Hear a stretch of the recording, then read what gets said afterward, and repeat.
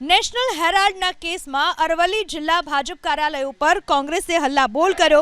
મોડાસા કોંગ્રેસ કાર્યાલયથી ભાજપ કાર્યાલય સુધી રેલી યોજવામાં આવી હતી। જો કે મંજૂરી વગર રેલી યોજાતા સ્થાનિક પોલીસે કોંગ્રેસના કાર્યકર્તાઓને અટકાવ્યા હતા। રેલી અટકાવતા પોલીસ અને કોંગ્રેસના કાર્યકર્તાઓ વચ્ચે ઝપાઝપીના પણ દ્રશ્યો થયા હતા। પોલીસ વાન આગળ રસ્તા પર ઊંઘીને કોંગ્રેસના કાર્યકર્તાઓએ સૂત્રોચ્ચાર કર્યા।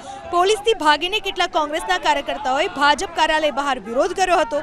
જો કે પોલીસે વિરોધ કરતા 100 જેટલા કોંગ્રેસના કાર્યકર્તાઓની અટકાયત કરીને ટાઉન પોલીસ સ્ટેશને લઈ જવાયા હતા। નેશનલ હેરાલ્ડના કેસમાં અરવલ્લી જિલ્લા ભાજપ કાર્યાલય ઉપર કોંગ્રેસે હલ્લાબોલ કર્યો।